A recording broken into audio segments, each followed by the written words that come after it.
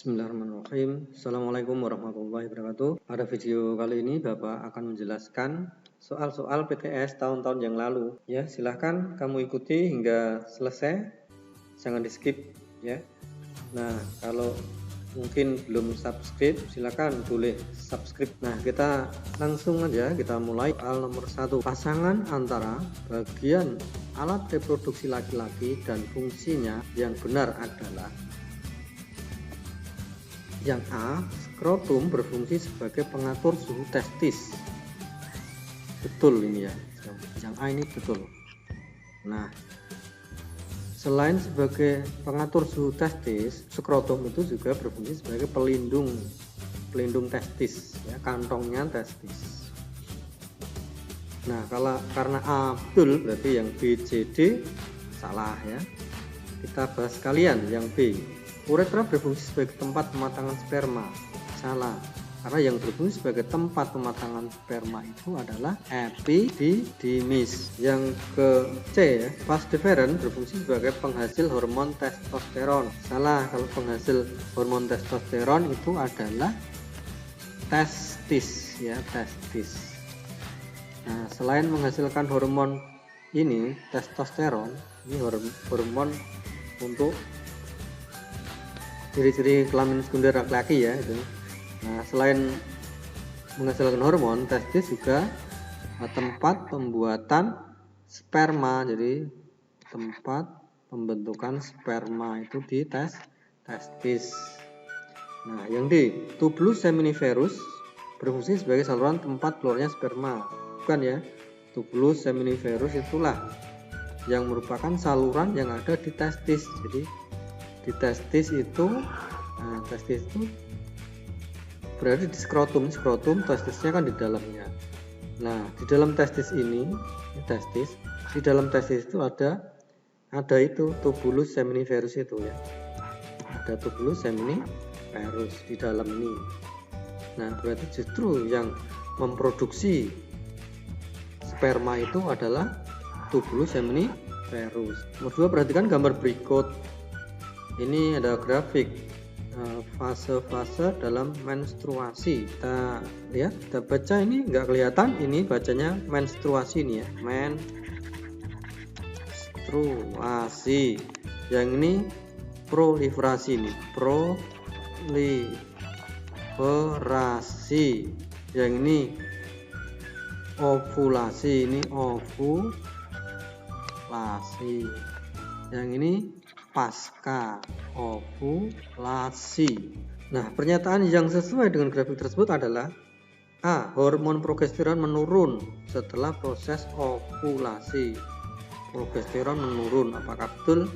Lihat grafik progesteron, ini progesteron ya, ini bacanya progesteron, enggak jelas nih ya. Nah, progesteron di sini grafiknya berarti yang ini. Terus kemudian ini apakah menurun setelah ovulasi? Jelas tidak, ini naik ya, ini naik. Karena apa? Karena setelah ovulasi itu di sini yang namanya folikel ya.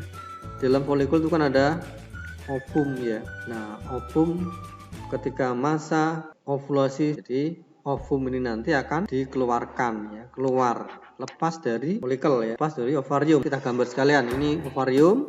Di dalam ovarium itu ada folikel ya. Di dalam folikel ada ovum gitu ya urutan. Jadi ovum atau sel telur itu berada di dalam folikel. Folikel yang sudah matang, ntar ini pas di sini ya, hari ke berapa ini kira-kira, hari ke 7 atau 6 itu ya. Nah, folikel yang sel telur yang sudah matang dilepaskan. Otomatis lepas dari ovarium dan lepas dari folikel. Proses lepasnya sel telur atau ovum ini dari ovarium itu dinamakan dengan ovulasi. Ini ya, itu di sini ya, posisinya di garis ini atasnya ini ya. Nah, ketika ditinggal oleh ovum, folikel ini nanti akan menjadi yang namanya corpus luteum. Corpus luteum itu badan kuning. Fungsinya menjadi menghasilkan hormon progesteron. Makanya setelah ovulasi, ini ya, ini gambarnya ini. Ini gambar folikel melepaskan sel telur, melepas. Kemudian folikel ini jadi ini, jadinya ini.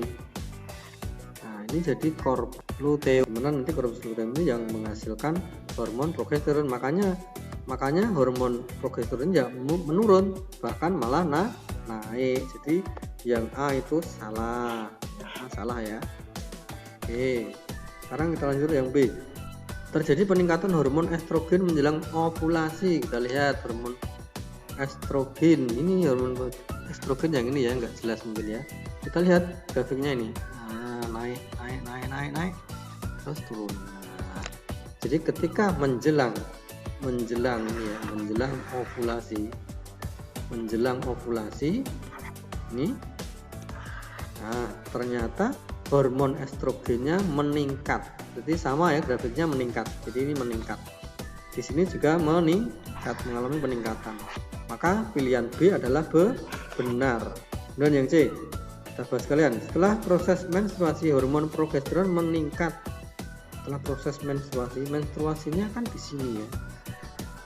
Nah, hormon progesteronnya ini, apakah ini meningkat di sini? Belum, meningkatnya pas setelah ovulasi. Ini menstruasinya di sini kok ya, meningkatnya di sebelah sini. Nah, berarti kan salah yang C.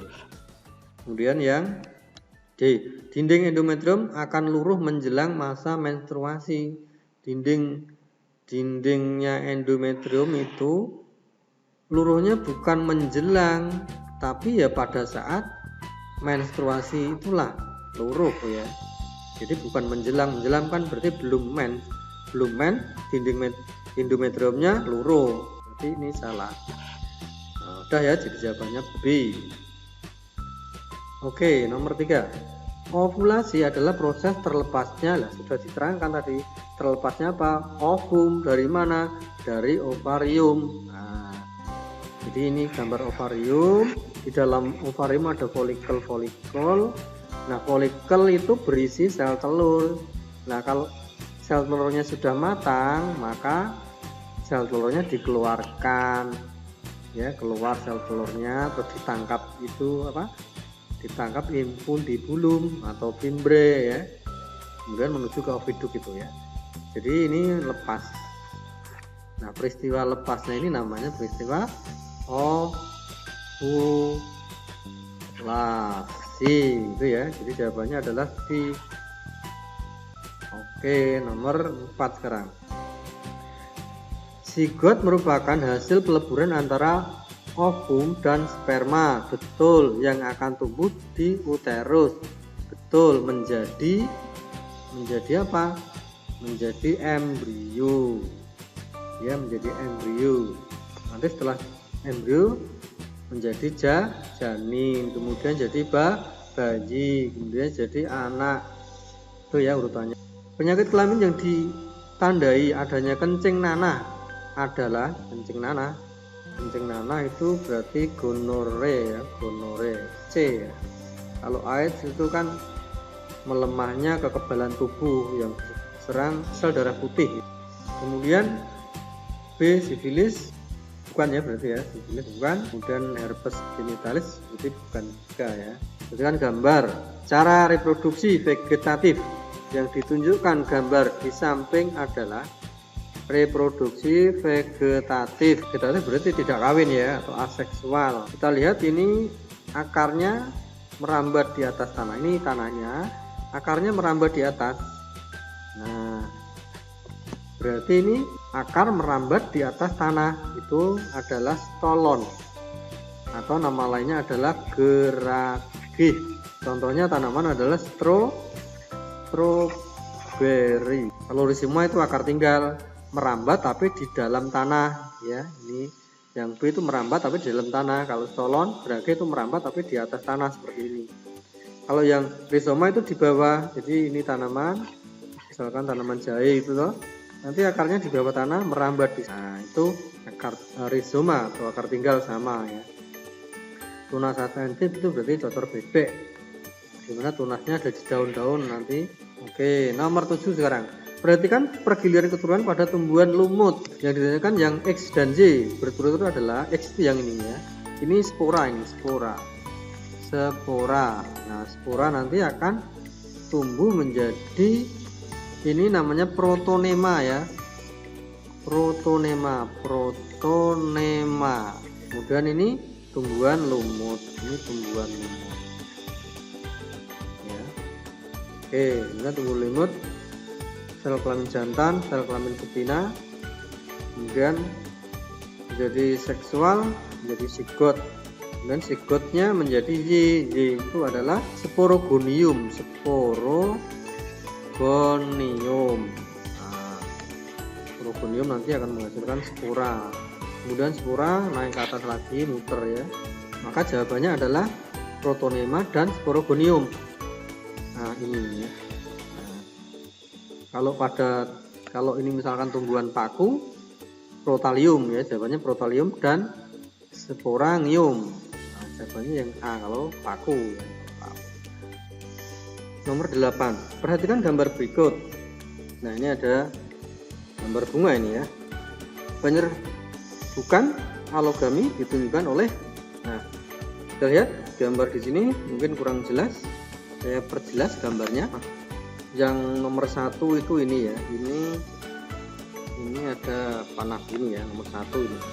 Kemudian yang nomor 2 ini. Nah, ini yang nomor 3. Kemudian ini yang nomor 4. Nah, kan? Nah, yang nomor 1 ini, nah, ini kan gambar bunga kan, ini ya, kan gambar bunga. Ini ada putiknya, terus ada benang sarinya. Ada benang sari di sini ya. Nah, satu bunga ini termasuk bunga sempurna ya. Ada satu bunga, ada benang sari, ada butiknya. Nah, ini bisa terjadi penyerbukan. Penyerbukan itu apa toh? Penyerbukan itu jatuhnya benang sari, serbuk sari pada kepala putik. Jadi ini jatuh ke sini. Nah, nempel di sini, nempel. Nanti kalau sudah jatuh di sini bisa terjadi namanya pembuahan. Jadi penyerbukan itu jatuhnya, pembuahan itu nanti meleburnya serbuk sari dengan kepala putik, itu melebur, namanya pembuahan. Gitu ya. Nah, ini kalau satu bunga seperti ini namanya penyerbukan autogami.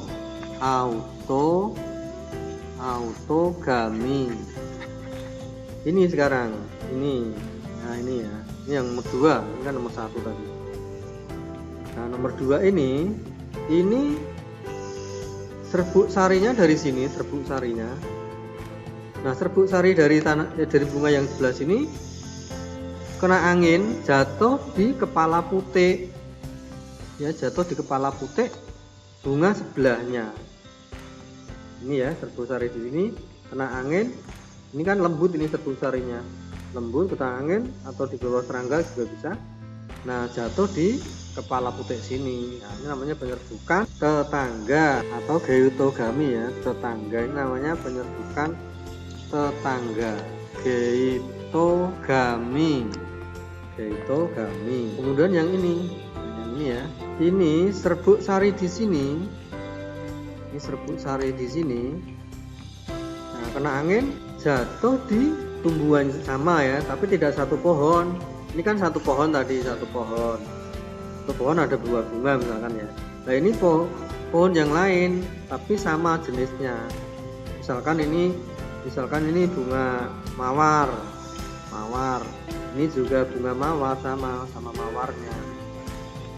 Sama mawarnya. Ini juga berbunga, sama-sama berbunga. Lah, serbuk sari bunga mawar yang ini kena angin, jatuh ke mawar yang satunya. Nah, di sini ada putiknya, jatuh di putiknya mawar yang satu ini ya. Nah, ini namanya penyerbukan alogami ya. Nah, itu ya. Jadi alogaminya ini nomor 3 berarti ya. Yang keempat apa? Yang keempat ini, kalau ini kan sama sebenarnya, ini mawar itu juga mawar.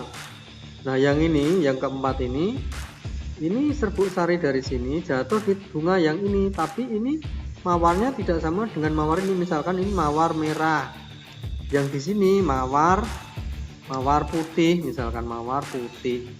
Jadi ini yang nomor 4 ini namanya penyerbukan silang ya, atau bastar. Itu namanya penyerbukan bastar atau silang. Nomor 9 sekarang. Contoh hewan yang fertilisasinya eksternal. Fertilisasi itu pembuahan. Eksternal itu di luar, pembuahannya di luar tubuh. Jadi tidak di dalamnya tubuh. Nah, kalau hewan yang kita lihat misalkan ayam, kambing itu kan di dalam tubuh ya pembuahannya. Ayam itu pembuahannya di dalam tubuh sehingga kemudian keluar telurnya. Nah ini yang pembuahannya di luar tubuh yaitu ikan dan katak. Jadi jawabannya adalah B. 10. Hewan ovipar mendapat makanan selama pertumbuhan embrionya berasal dari makanannya dari mana pertumbuhan untuk bentuk embrionya ya dari kuning telur yang ada pada telur ya, kuning telur. B berarti ya. Oke, nomor 11 sekarang. Oh, nomor 11 nggak ada, kita ganti ke tahun yang lain ya. Yang nomor 1, tujuan perkembangbiakan pada makhluk hidup adalah berkembang biak, tujuannya supaya melestarikan jenisnya. Itu jawabannya A. Nomor 2, nama bagian dan fungsi yang benar adalah, nah ini gambar alat reproduksi, organ reproduksi wanita ya. Nah bagiannya apa, fungsinya apa. Nah lihat nomor 1, oviduk, tempat pelepasan ovum. Nomor 1 mana nggak kelihatan, oh ini ya, coret ya, ini ya oviduk. Nomor 1 untuk oviduk untuk pelepasan ovum. Pelepasan ovum enggak di oviduk. Oviduk itu untuk apa? Jadi oviduk itu untuk pembuahan atau fertilisasi ya, tempat pembuahan oleh sperma. Jadi yang A salah. B nomor 2 ovarium, tempat pembentukan ovum. Nomor 2 ini ovarium, ya ini nomor 2 ovarium, tempat pembentukan ovum. Pembentukan ovum sel telur, betul ya. Yang nomor 3 vagina, tempat jalan keluarnya janin, betul. Tuh, 2 betulnya. Kita ulangi. Nomor 2 ovarium, tempat pembentukan ovum, betul kan, pembentukan ovum di ovarium. Nomor 3 vagina, oh keliru tempatnya. Nomor 3 itu bukan vagina, nomor 3 itu apa, uterus atau rahim. Uterus nama lainnya rahim, nama lainnya apa, kandungan ya. Rahim fungsinya untuk apa, tempat janin keluarnya janin. Nah itu, ini salah berarti ya, ini salah tempat. Vaginanya enggak di nomor 3 tapi di nomor 4. Nah, nomor 4 uterus, tempat fertilisasi ovum dan sperma. Nah ini salah. Harusnya yang ini yang 3, yang 3 ini, yang 4 ini ya. Udah, nomor 3.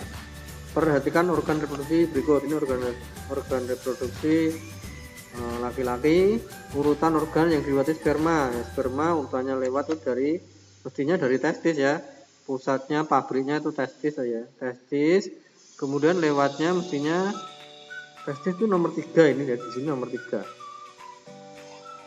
testis ya, testis.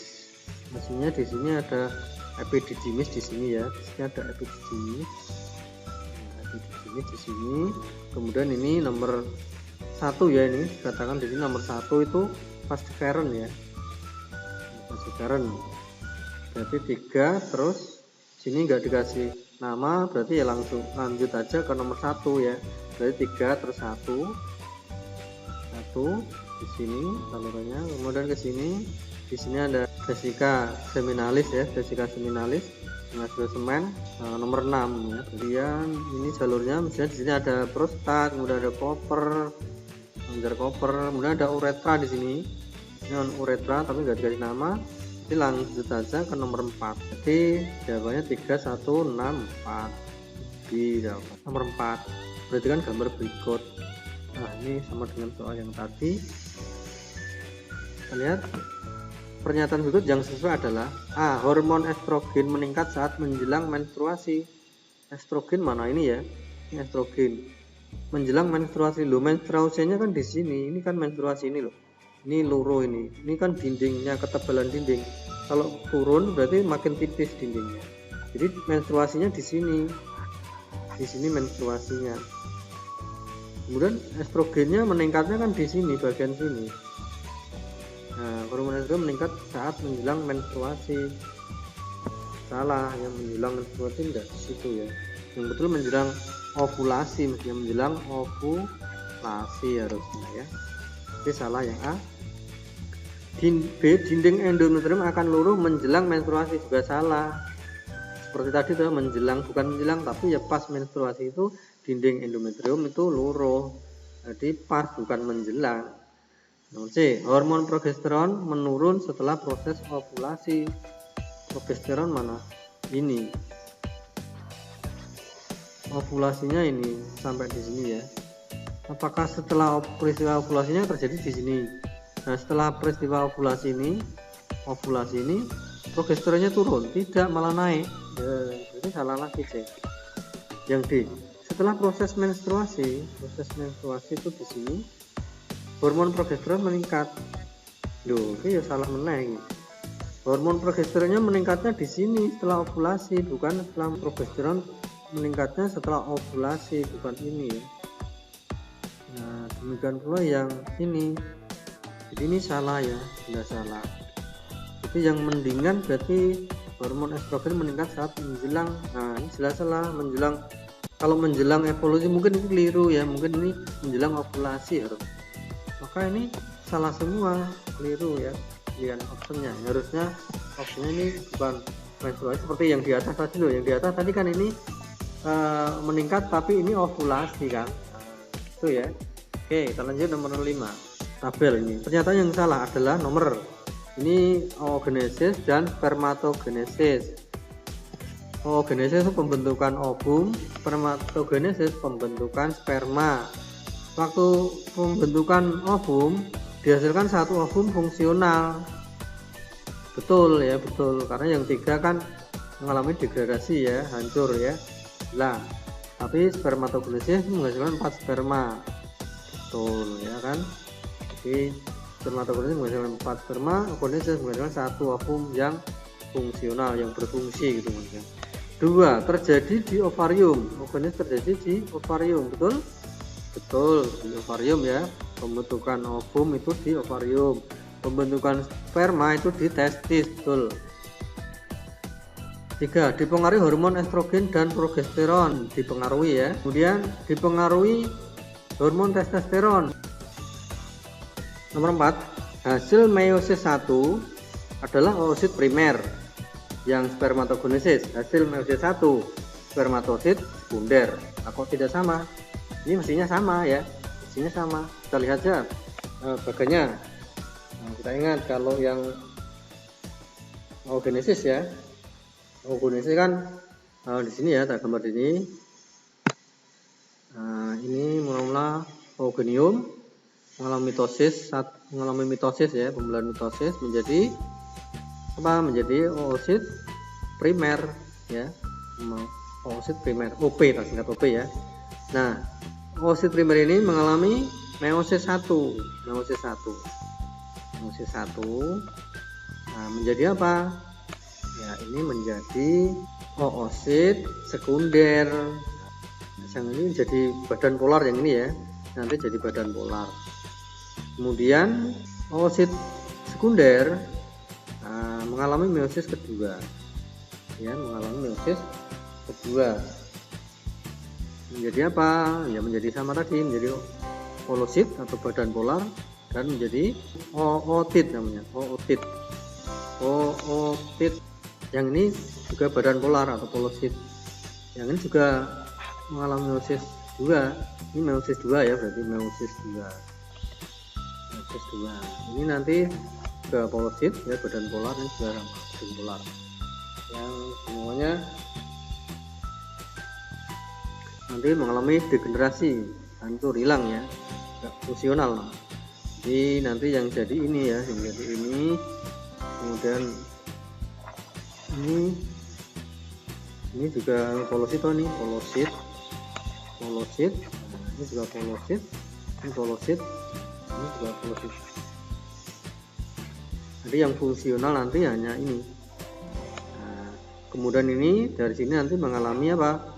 mengalami diferensiasi, perubahan bentuk. Nah, perubahan bentuk ya, namanya menjadi bentuknya menjadi lebih sempurna kan ya, namanya ovum nanti ya, ovum ini baru saja ovum. Nah, atau sel telur itu pada oogenesis. Kalau pada spermatogenesis, nah, dari spermatogonium, kemudian mengalami mitosis ya, menjadi spermatosit primer, nah, mengalami meiosis 1 menjadi spermatosit sekunder. Nah, ini juga mengalami lagi meiosis yang kedua. Meiosis yang kedua ini menjadi apa? Menjadi spermatid. Spermatid. Nah, itu ya. Spermatid.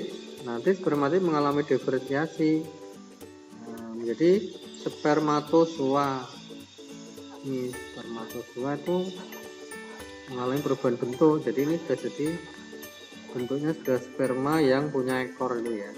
Nah, itu ya, ini namanya spermatozoa atau sperma. Itu ya. Jadi yang nomor 4 tuh meiosis 1 kan, ini meiosis 1. Oositnya hasilnya adalah oosit primer. Hasilnya kan ini. Hasilnya dari ini kan ini tuh hasilnya. Ini oosit sekunder yang betul, bukan primer. Jadi yang salah ini berarti. Kalau ini sudah benar ini, sehingga yang salah adalah nomor 4. Yang salah itu 4. Oke, kita lanjut yang nomor 6. Penyakit AIDS menyerang bagian tubuh yaitu, nah, tadi sudah saya terangkan, yaitu sel darah putih atau leukosit. Oke, nomor 7.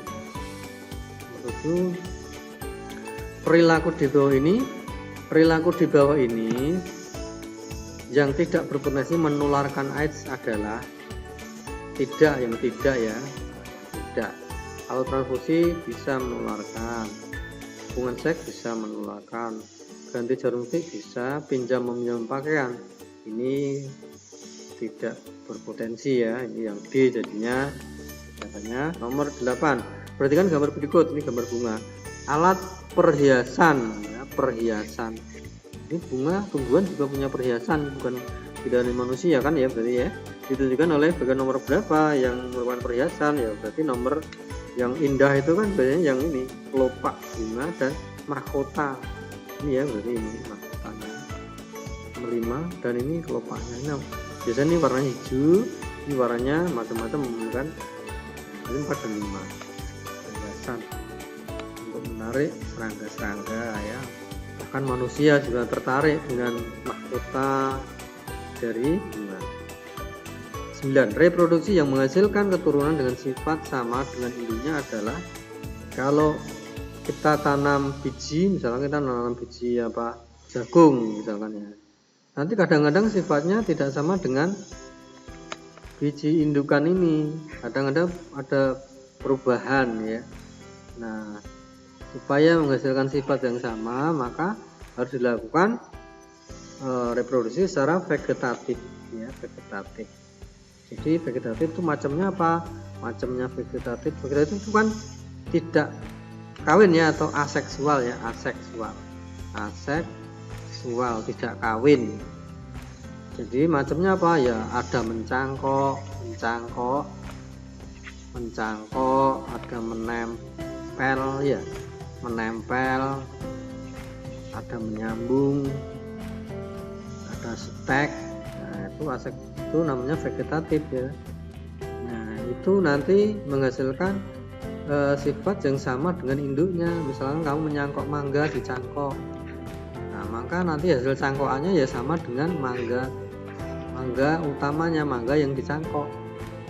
Makanya kalau kamu pengen punya mangga, kok kamu melihat di jalan kok ada mangga yang bagus, nah buahnya besar, lebat, enak. Nah, kalau kamu beli mangganya, kemudian kamu tanam bijinya mangga yang bagus, kamu tanam bijinya, Nah, nanti hasilnya mungkin tidak persis dengan yang kamu ambil buahnya.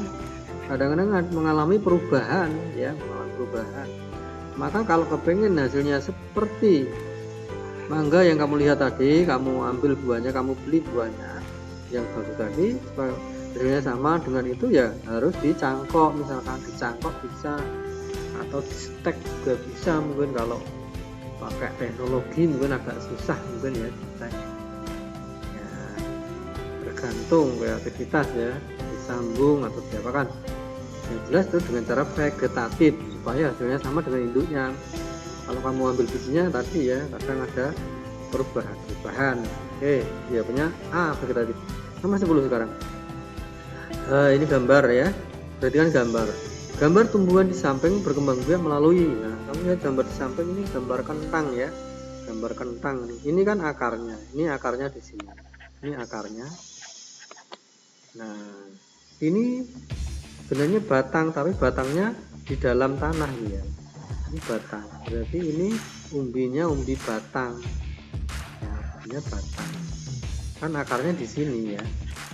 Jadi kentang ini bukan akarnya tapi batang yang ada di dalam tanah. Nah, jawabannya C ya, batang. Nomor 11. Pada tumbuhan Angiospermae itu tumbuhan apa? Berbiji tertutup. Berbiji tertutup. Biji tertutup itu gimana toh?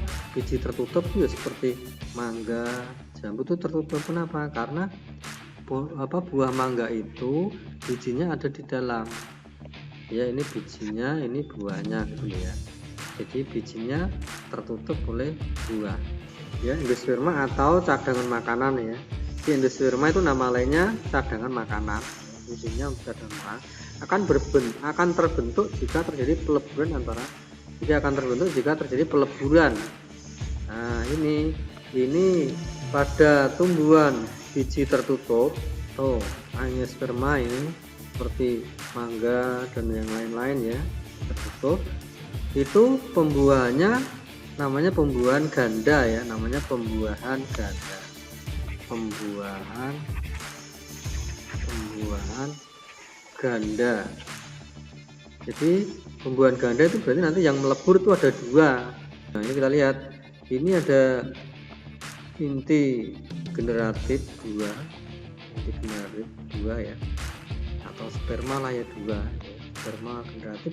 Ini inti vegetatif ya, inti vegetatif ini tiganya berasal dari serbuk sari yang jatuh di kepala putik. Ini kepala putiknya jatuh di serbuk sari, kemudian terbentuk bulu serbuk itu tempat lewatnya serbuk sari, turun. Nah, jadi serbuk sarinya menjadi 3 inti atau menjadi 2 inti generatif dan 1 inti vegetatif. Nah, yang inti vegetatif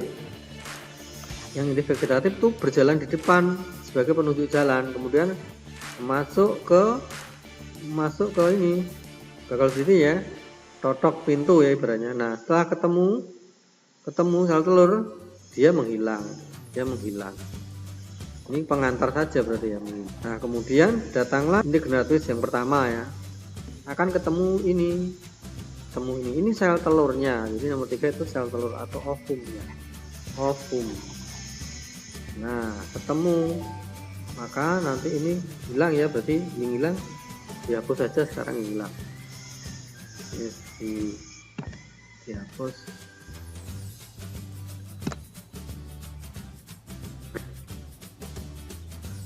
Nah, hilang, maka nanti yang ketemu ini nanti akan ketemu dengan ini. Nah, ketemu terjadilah apa nih? Pembuahan. Jadi yang ketemu 1 dan 3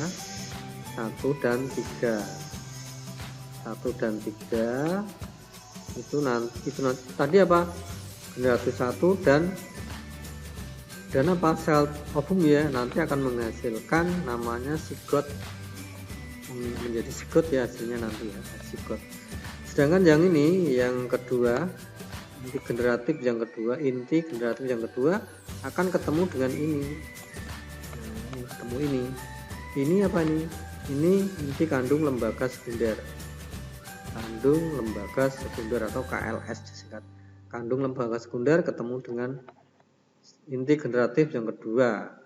Nah, pertemuan ini nanti pembuahan ini nanti akan menghasilkan yang namanya, jadi nomor 1 ditambah nomor 4 nanti akan menghasilkan yang mana endosperma atau cadangan makanan. Nah, jadi ini ya dibentuk oleh nomor 1 dan nomor 4. Jawabannya B. Nomor 12. Proses pembuahan ganda menghasilkan, ya tadi ya, pembuahan ganda sudah dijelaskan. Menghasilkan apa tadi? Nah, ini menghasilkan ini sama ini, zigot dan endosperma. Zigot sperma berarti A jawabannya. 13. Tumbuhan paku dan lumut berkembang biak dengan tumbuhan paku dan lumut itu ada dua cara berkembang biaknya, yaitu dengan cara kawin atau seksual dengan tak kawin. Jadi generatif dan vegetatif ya. Nah, yang generatif itu menggunakan spora ya, spora. Jadi yang kawin atau seksual atau generatif sama ya. Kawin, seksual, generatif itu sama. Nah, untuk tumbuhan lumut dan paku itu dengan cara spora ya, spora. Jadi ini mungkin berkembang biak dengan generatif ya, generatif atau kawin atau seksual ya, itu dengan cara spora. Ada juga yang bisa juga dengan perkembangbiakan dengan vegetatif ya. Kalau yang paku itu vegetatifnya bisa dengan rizoma ya, akar tinggal. Kemudian yang lumut itu bisa juga dengan gime atau dengan kuncup ya. Vegetatifnya dengan gime atau kuncup. Makanya dia kan punya alat kelamin jantan dan kelamin betina. Ya, namanya yang jantan itu namanya apa? Anteridium ya, anteridium. Yang jantan ya. Yang sel kelamin betina namanya archegonium.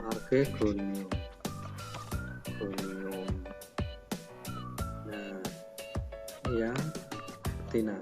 Yang nomor 14 sekarang. Ini gambar ya. Pertanyaannya hewan yang berkembang biak dengan tunas. Nah, dengan tunas. Kita lihat ini adalah gambar. Ini gambar mesti hewan bersel satu ya, protozoa ya. Ini jenisnya Paramecium. Protozoa itu bersel satu. Bersel satu di sini adalah membelah ya. Membelah diri. Yang ini adalah gambar planaria. Planaria itu berkembang biak dengan apa? Aseksual ya, dengan fragmentasi. Fragmentasi itu memotong ya, memotong diri, pemotongan. Kemudian apa? Menjadi individu baru ya, fragmentasi. Kemudian yang ini adalah hidra. Hidra itu nanti berkembang dengan tunas. Jadi nanti ini ada tunas-tunasnya gini toh. Tunas-tunasnya ini nanti lepas ya. Lepas jadi individu baru. Nah, berarti jawabannya yang 3 ya. Kalau yang ini juga fragmentasi nih. Fragmentasi ini bintang laut ya. Kira-kira bintang laut fragmentasi, memotong juga. Fragmentasi sama dengan ini ya. Sehingga yang tunas itu hanya hidra nomor 3 ya, C. Nomor 15. Tahap metamorfosis sempurna pada serangga. Sempurna itu berarti 4 tahap ya. Dinamakan sempurna itu berarti cirinya apa? Ada perbedaan yang jelas tentang bentuk tubuhnya, itu berbedanya jelas. Itu dinamakan metamorfosis sempurna ya. Kalau tidak sempurna itu tidak jelas bedanya, hampir sama, cuman bedanya kecil dan besar gitu. Seperti belalang. Belalang itu kan metamorfosisnya tidak sempurna ya, karena nanti dari telur kemudian jadi belalang kecil baru jadi belalang besar, kan hampir sama, bentuknya hampir sama. Tapi kalau metamorfosis sempurna itu bentuknya berbeda. Misalkan dari ini ya, jadi yang sempurna itu telur dulu, telur kemudian larva, pupa, terus imago. Jadi ini ya, yang sempurna itu ini, telur, larva, pupa, imago. Imago itu dewasa, larva itu ulat ya, ulat, pupa itu kepompong. Nah, antara ulat dengan kepompong kan bedanya jauh, apalagi dengan yang dewasa, ya kan? Lihat saja kupu-kupu itu bedanya jauh antara kupu-kupu yang indah itu dengan ulat, jauh sekali, dengan kepompong jauh. Nah, demikian pula katak juga termasuk metamorfosis sempurna karena jauh antara kecebong dan katak. Kalau kecebong kan tidak punya kaki, nah punyanya ekor. Kalau berudu punyanya ekor tapi dua, punyanya kakinya dua, ekornya satu. Kalau cebong tidak punya ekor, tidak punya kaki, punyanya ekor ya. Jadi cebong, telur, cebong, berudu, baru katak. Katak baru tidak punya ekor, punya kaki 4. Itu ya. Nomor 16, gambar telur.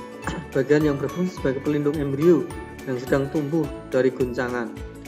Pelindung embrio dari guncangan. Jadi yang jelas ya nomor 2 ya, putih telur. Putih telur itu pelindung dari guncangan. Kalau pada manusia yang pelindung dari guncangan apa namanya?